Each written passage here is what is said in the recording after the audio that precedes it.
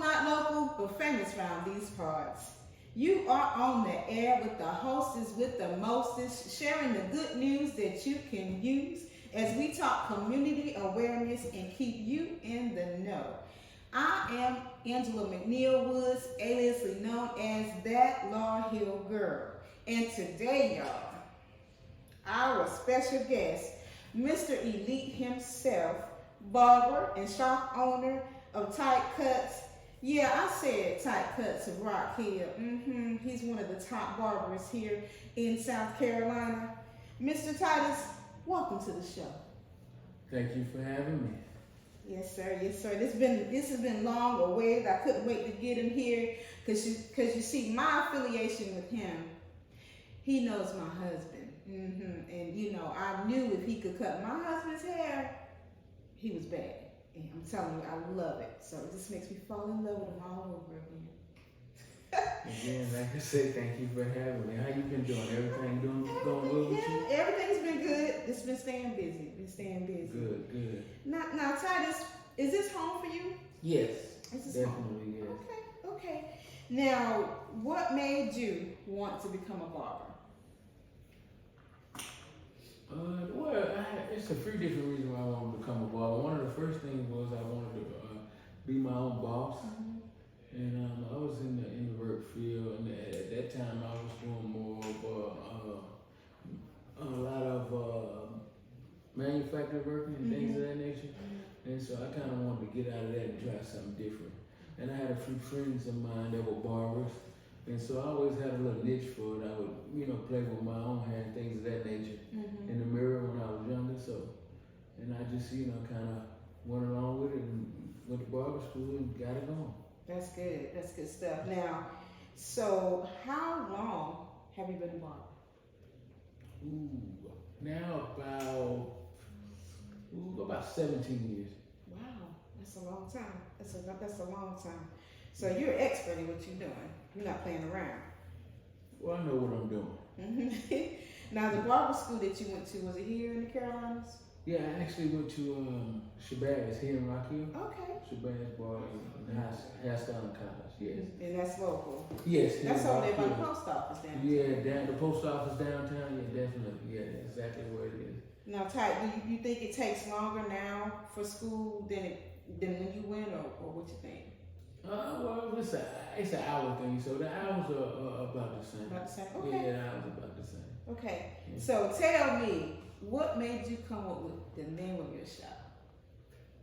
Tite Cuts? Yeah.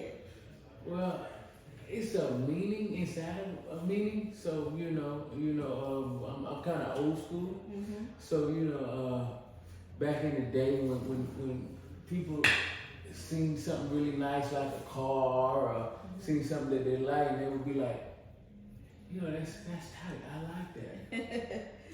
You know what I mean? Yeah. And so, granted, at the same time, it happens to be Tite happens to be my nickname. Okay.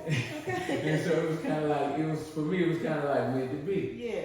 So when I was thinking of coming up with different names for the shop, and I was like, why not Tite Cuts? Yeah, that's hot right there. Yeah. And so and that's the name I ended up going with because there's a meaning inside of meaning. Now, Tite, do you think that the teenagers, like this age, day and age, want to become barbers more so now than before, or? Well, I have a few that talk about it, but not as much as it used to be. Because even though I know I pay attention now to the barber schools or whatnot, when I was in barber school, like I say, probably around 17 years ago, there was we had a lot of students. And now if I'm near a barber school or if I go to the school I went to, you don't see as many barbers as you used to. For real? Yeah, so, yeah. But it's a great business to be a part of, to be into. That's good. That's good, yeah. Now, Tite, I'm gonna tell you. So we are in the child entertainment business, and so when we're doing what we do, like I have an age, like 2 years old. Like if a child is kicking and screaming in the chair, basically if they're under duress, I won't be able to face paint because they be fighting me. It might be different for you cut their It's hair. the same thing with Barber. It's the same thing. It's the same way. And some kids can get in there the first time. You'd be like, this kid definitely been here before. He had his haircut before. But for the most part, most of them, it's a fight. Oh wow. It's definitely a fight. So, but you know, as time goes on, they get used to it and they just kind of go with the flow. You have a method to your madness when you talk to them, or to the children. Yeah. I'm not good at that at all. It's funny, but I know a couple of guys that are great with it. But for me, it's like okay. But I've had some kids that I've been cutting from their first haircut, and typically the first haircut. They get their first haircut around 1 year old. Really? Yeah.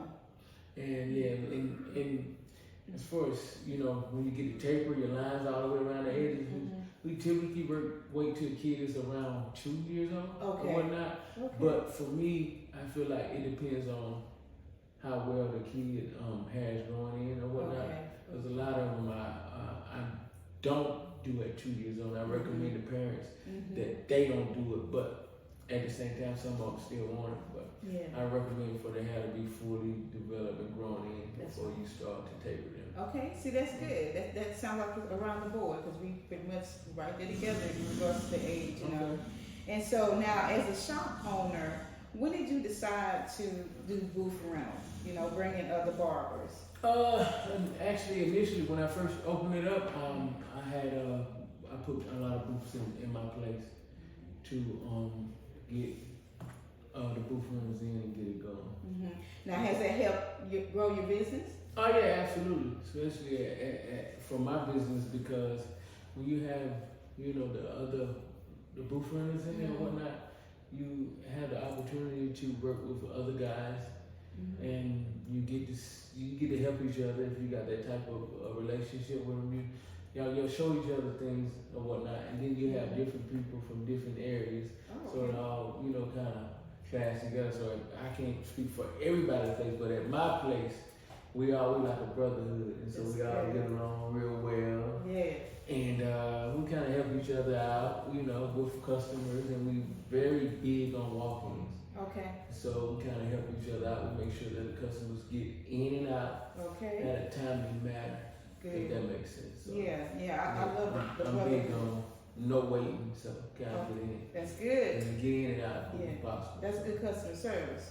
Yeah. You know that don't happen in too many places no more. I heard. Yeah, especially food places. Lord forbid. Oh my God. So now I have a couple questions. This is just for me.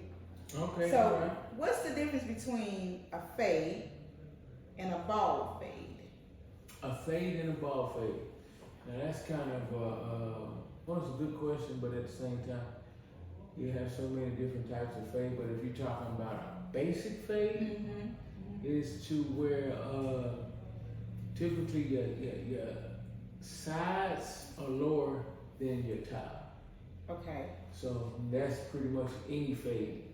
So your sides are gonna be lower than your top. But when you're talking about a bald fade, that means your sides are completely bald. Like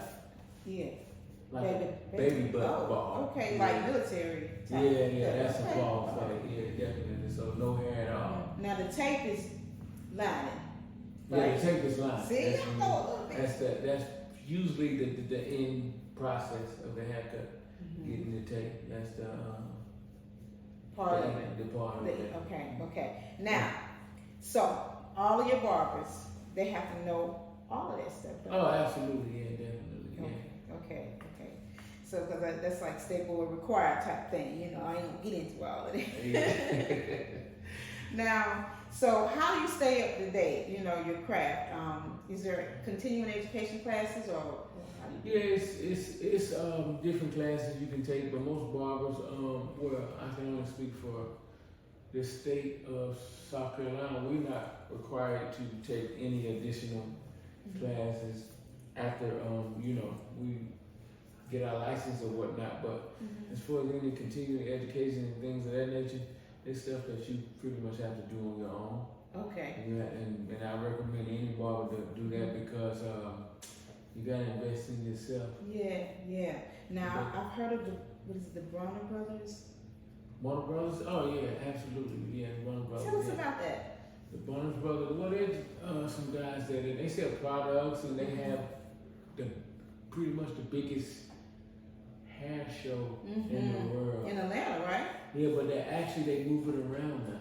Oh. And it's Okay. it's a different area every year. At one point, it was in Atlanta, Georgia, pretty much every year. But now I think it's a great thing that they move it around to different cities now. Do you have to just be a barber? Or?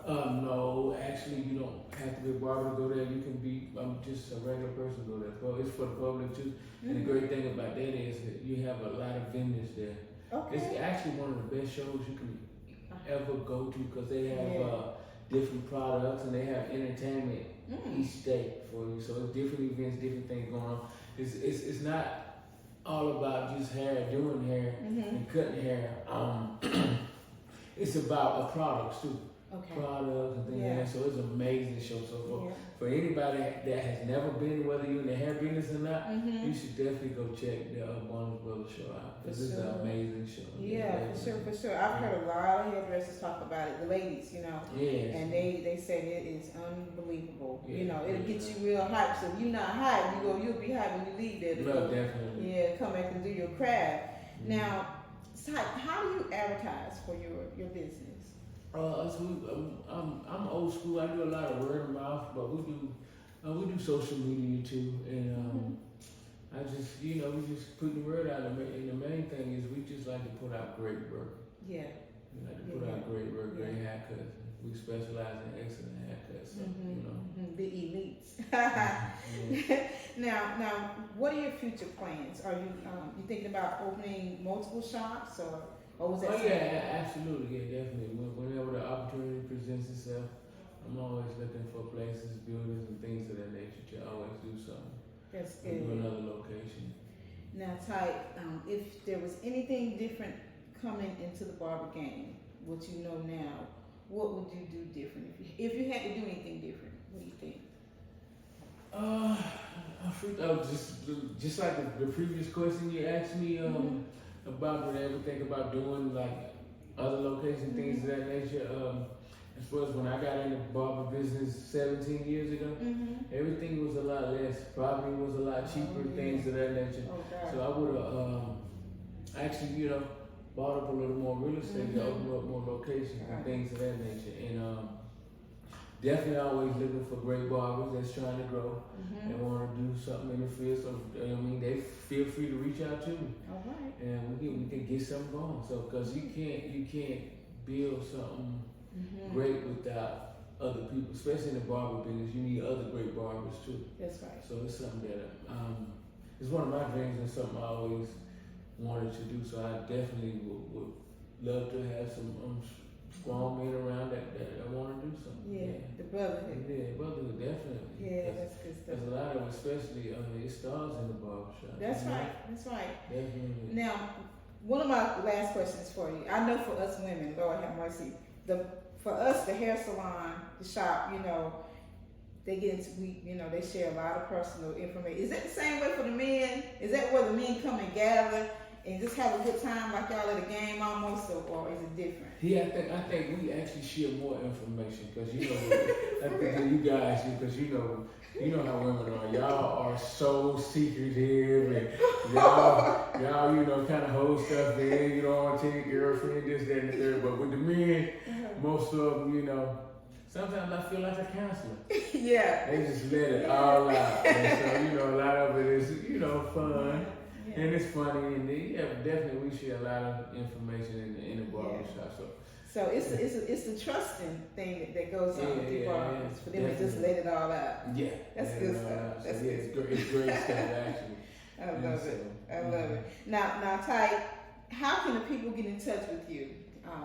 You have a phone number that you can give us, and the address. Oh, definitely. The address is 117 Allen Street, Rock Hill, South Carolina, and we pretty much there, 5-6 days a week. Okay. And the number over there is 803-366-2887.